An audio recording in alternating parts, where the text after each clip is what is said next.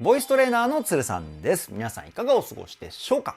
今回の動画はですね、藤井風 Close to You カバーバイザ・カーペンターズ、こちらを見て歌声分析をしていきたいと思います。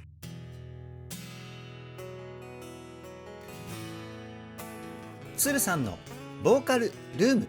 さあ藤井風歌声分析動画強化月間ということでですね、今回で第7弾かな。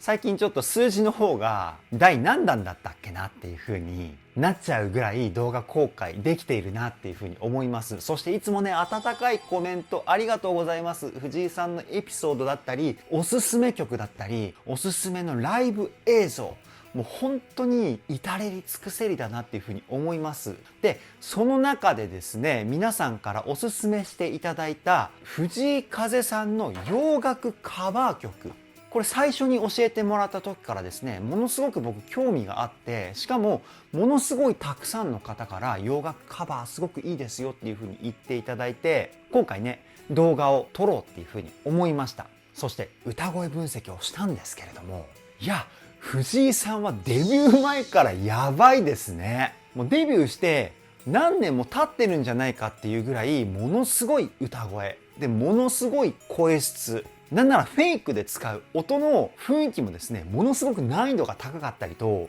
デビュー前とは思わないアーティスト性を発揮していました。その辺をどこよりも丁寧に、そして細かくをテーマに歌声分析しておりますので、ぜひ動画の最後までお付き合いよろしくお願いします。そして藤井風歌声分析動画強化月間に伴い、今まで公開した歌声分析動画をまとめた再生リストというものを作りました。こちら概要欄に URL がありますので、気になる方はぜひチェックよろしくお願いします。つるさんのボーカルルーム、こちらのチャンネルは私つるさんが現在気になっているアーティストの魅力をボイストレーナー目線で伝えるリアクション動画と歌声分析動画をメインで公開しているチャンネルです。今の話を聞いて気になった方はぜひチャンネル登録、高評価よろしくお願いします。それでは早速、藤井風 Close to You 歌声分析 GO！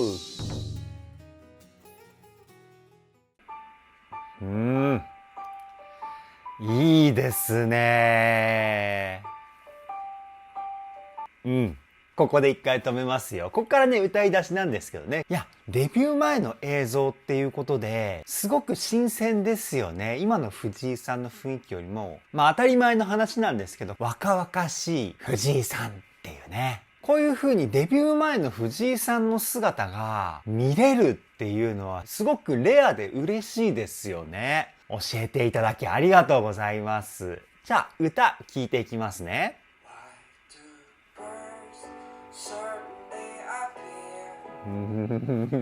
素晴らしいですね。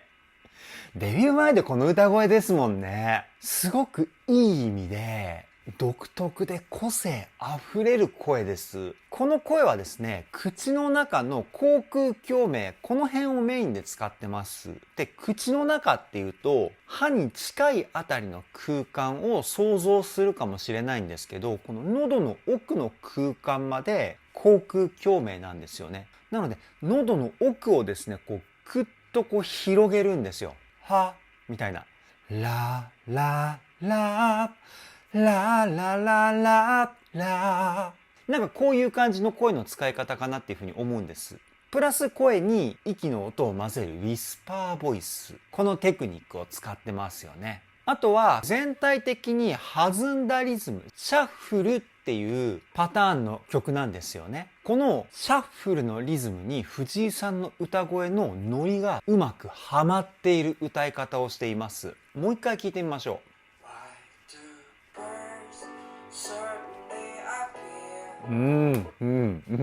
最高ですね。世界有数のアーティスト藤井さんが歌うっていうね、ものすごいことですよ、これは。次いきますよ。いい。このフレーズの語尾いいですよね。こうビブラートをしながらちょっとだけ音を放り投げるようにフォールっていうテクニックを使ってんですよね。この表現がちょっと悲しさみたいな感情表現につながってるんじゃないかなっていうふうに思います。もう一回聞いてみましょう。You are near みたいな、こういう感じになってますよね。いや、藤井さんのこのフレーズの語尾のフォールもこの時代から使っていたテクニックなんですね。こういう風に藤井さんの原点の歌声を分析できるの楽しいですね。昔と現在のこの歌声の違いを発見できるっていうか、次いきますよ。はい。今、ララララのところでエッジボイス入ってましたよね。いや、デビュー前からこんなにいっぱいいろんなテクニック使って歌ってるんですね。もう一回聞いてみましょう。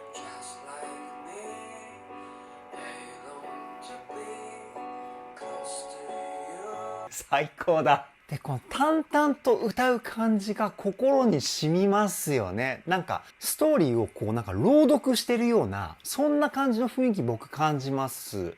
次いきますよ。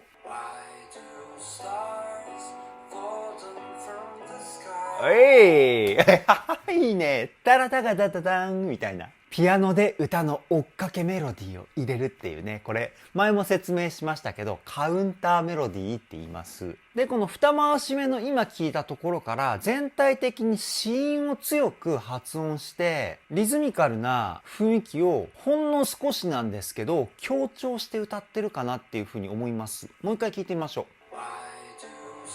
ほらほら。かっこいい。もうジャズのピアノフレーズですよね。いや、素晴らしすぎますね、これは。次行きますよ。はい。最後のバーイのところで声量をグワッと出しましたよね。ここでね、ものすごく引きつけられますよね。人の耳ってやっぱり音のダイナミクスって言って、音量差ですね、ダイナミクスっていうのは。こういったポイントでやっぱりこう耳が引きつけられるような感じになるんですよね。歌のストーリーの起伏がこうはっきりと感じやすいポイントというか、もう一回聞いてみましょう。かっこいい。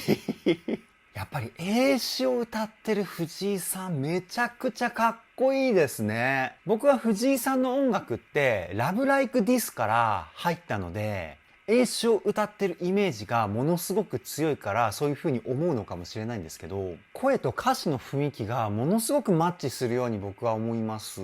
次いきますよ。いいね。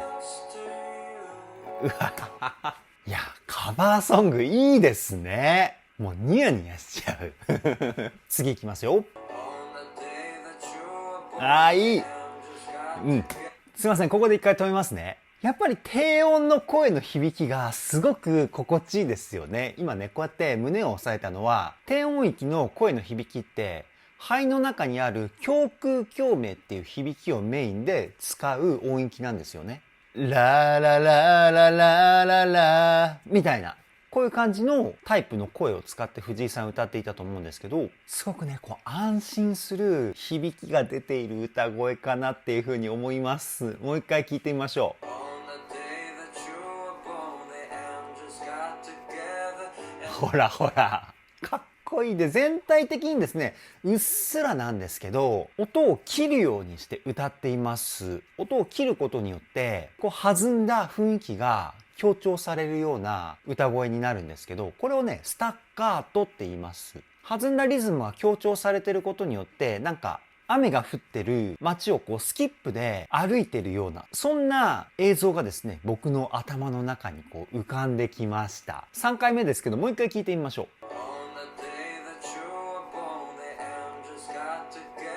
う。ほらほらほら。全体的に音を切るような感じしますよね。こう、タンタタッタタッタタッタみたいな、スキップしてるような雰囲気しません？心がウキウキしてきますよね。次いきますよ。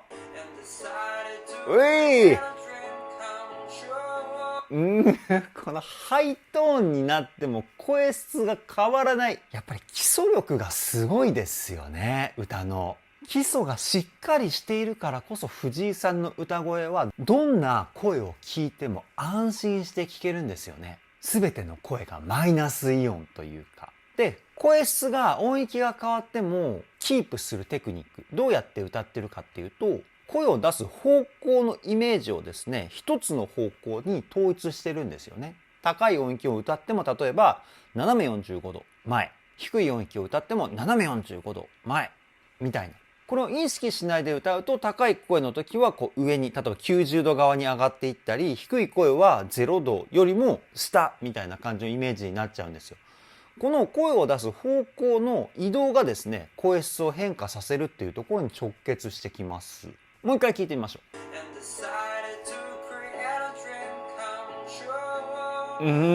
で、生声をカメラで録音した状態の声じゃないですか。だから声の大きさのダイナミクスがですね、すごくよくわかるんですよね。一般的に音源化された歌声っていうのは、コンプレッサーっていう大きい音を小さい音にこう合わせる、上からこう潰すような加工がされるんですよ。なので声のパワー感は残るんですけど、歌声の音量が途中から大きくなるっていうことはないんですね。でも今回の Cross to You を歌ってる藤井さんの歌声はカメラでの録音なので、そのコンプレッサー機能があることにはあるんですけど、レコーディングほどは使っていないので、声量のダイナミクスが分かりやすくてですね、そこにこうね、どんどん引き込まれてます僕。次いきますよ。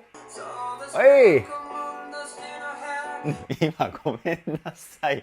ウェイ言っちゃったから、どこに対してウェイだったのかわからなかったですよね。ごめんなさい。もうテンションが上がるとすいません。なんか自分勝手になっちゃいますね。今、フレーズの頭にエッジボイスを入れてから入ったんですよね。そこがものすごく切なくてウェイだったんです。もう一回聞いてみましょうか。ほらほら。今エッジボイスでしたよね。うわもうね本当に魅力がいっぱいですね。そりゃメジャーレーベルも黙ってないですよね。こんな素晴らしい歌をこの若さで歌っていたら。次いきますよ。ういー裏声がいいですね。で、この時代の裏声ちょっと現在の藤井さんの裏声と違うかなっていうふうに思います。こう後ろに一歩下がったような声質の裏声でしたね。これはどうやって出してるかっていうと、裏声でも胸腔共鳴の響きを多めに使って出してるんですよね。普通だったらどっちかっていうと鼻側なんですよ。鼻腔共鳴、音色をコントロールする声を響かせるポイント。ここを使って裏声を出すと、こういう感じの音色になります。音の通りがいい裏声っていうか。でもこの時代の藤井さんは、こういう風に一歩引いたような音色の裏声使ってるんですね。もう一回聞いてみましょう。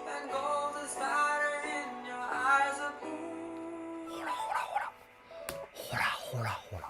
胸の響きを使って裏声を出すことによって、こっから静かになりますよみたいな雰囲気も作れますよね。そういった狙いで今の声使ったのかな、もしかすると。本当は音抜けのいい裏声も使えるけど、あえてここは一歩下がった裏声を使ったみたいな。なんかありえそうですよね。次いきますよ。いい。見ましたか？今の藤井さんの笑顔。爽やかですね。で、最初の音2つ、すごく切って歌ってますよね。たったったみたいな。最初の2つの音を切ることによって3つ目の音から流れてる雰囲気が強調されているんですよね。もう一回聞いてみましょう。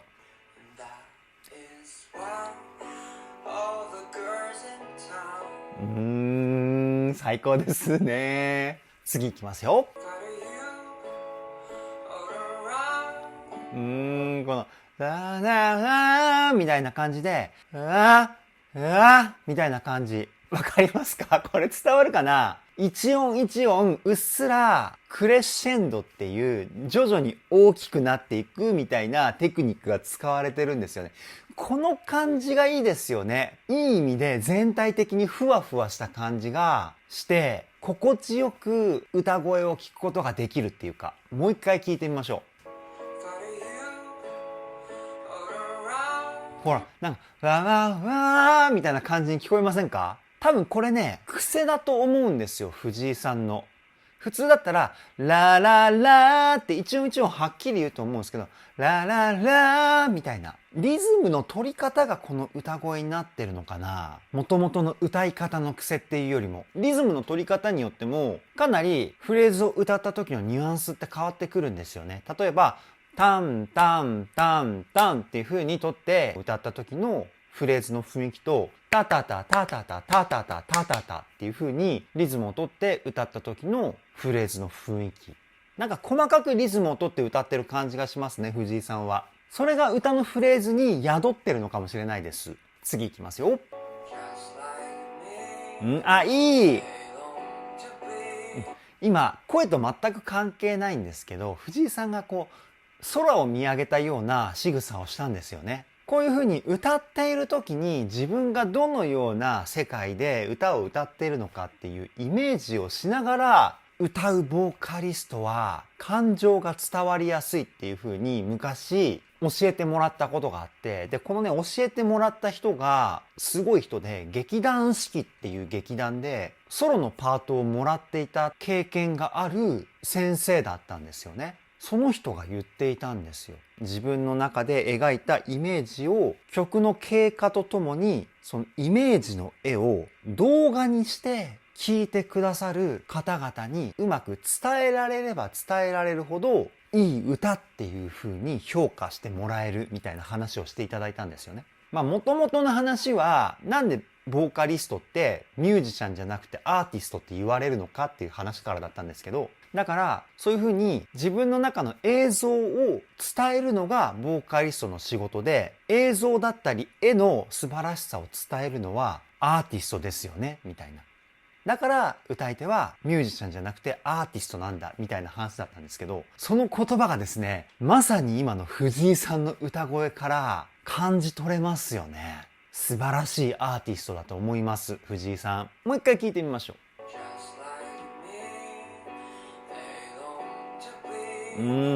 で、ここで使ったエッジボイスもすごくね、切なそうな声がね、たまらなかったポイントかなって思います。どうせならクロストゥーユーまで聞けばよかったですね。ごめんなさい。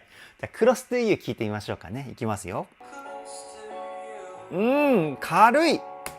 ふわっと、クロストゥーユー。ここの音だけ鼻の中の鼻腔共鳴使ってるんですよね。close to you で to you は口の口腔共鳴と胸の胸腔共鳴、この2つを中心にした歌声に戻しているポイント。やっぱり細かく歌声をコントロールするのもこの時から変わっていないんですね。いや、恐ろしいですね。次いきますよ。ピアノソロね。そっか。そうですね。楽しそうですね。ピアノを弾いてる藤井さんが。で、このピアノソロのポイントでまたキーが変わってるんですよね。これを転調って言います。続きいきますよ。おい！かっこいい！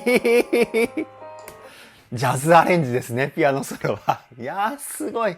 歌も素晴らしいし、ピアノも素晴らしいし。なんか、夜のバーとかで、こういう雰囲気のピアノ流れてたりしますよね。すごくおしゃれ。次いきますよ。いい。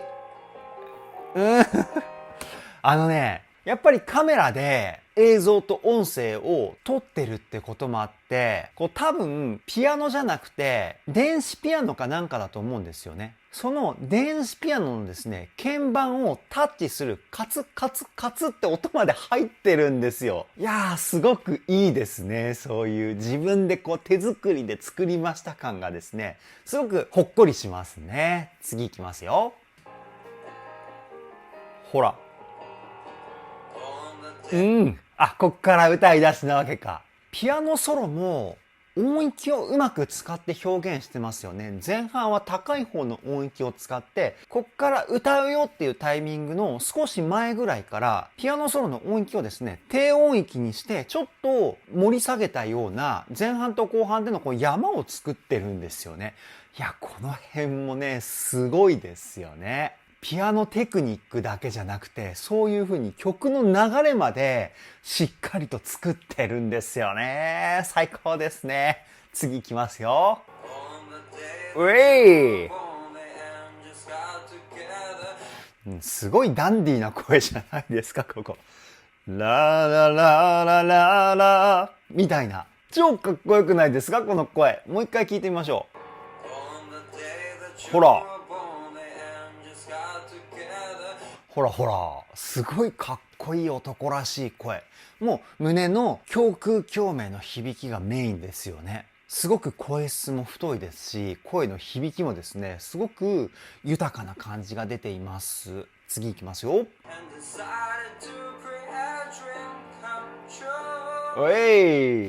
で、今の高いところになっても胸の響きをキープしたまま歌っているんですよね。前半の低い音域のところと声を出すイメージだったり響きが変化していないというか、普通音域が変わると声の響きって口とか鼻に動きやすいんですけど、それをあえて使わずにですね、男らしい雰囲気を高い音域でも表現している藤井さんの歌の素晴らしさね。もう一回聞いてみましょう。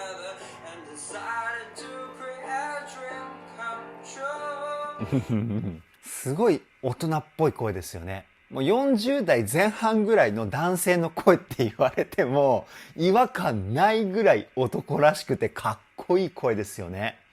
渋い声っていうかね。いやー、すごい声の持ち主ですよね。次いきますよ。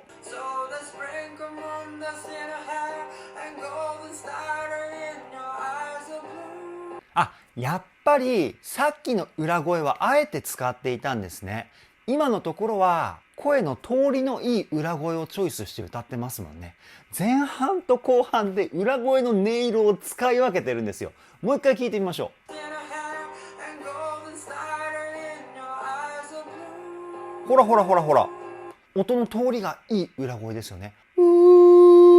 みたいな音色の声。いや、ほんと細かいところまで考えてますよね。次いきますよ。いい。メロディーを崩すんですね。メロディーを崩すっていうのは、従来のメロディーからちょっと違うフレーズに変化させて歌うことをメロディーを崩すって言うんですけど、すごくね、この歌のメロディーの崩し方もジャズな感じがするんですよ。すごくおしゃれな音階使ってます。もう一回聞いてみましょう。ほら。こう、チャーンの音とかもすごくジャズっぽいですよね。うわ、もう藤井さんの中のジャズの音楽知識をすべて声に乗せているような、なんかそんな感じのね、歌声に聞こえます。次いきますよ。うい。いい。っていうところは多分ピアノとユニゾンだったのかな。ユニゾンっていうのは同じメロディーを一緒に歌うとか、そういった意味があるんですけど、で、そのね、って歌ってる時の藤井さんもまたね、ニヤニヤしてるんですよね。もう一回聞いてみましょう。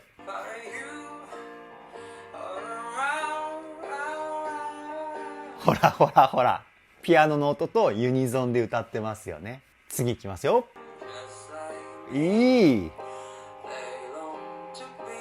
ここすごいですよね。ラララララン just like ここの音幅がやべえんですよ。すごい音幅で、しかも一発撮りにもかかわらず、音を全くずらさないこの音感ね、素晴らしい。もう一回聞いてみましょう。ほら、ほら。やばいですよね。で、また Close to You の前で止めちゃいましたね。ごめんなさい。もうね、早く喋りたい。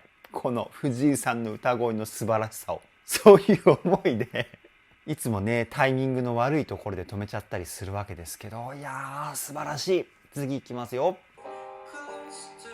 柔らかい。いい。いいね。Close to you 鼻ですよね。鼻に声を入れた歌声。もう一回聞いてみましょう。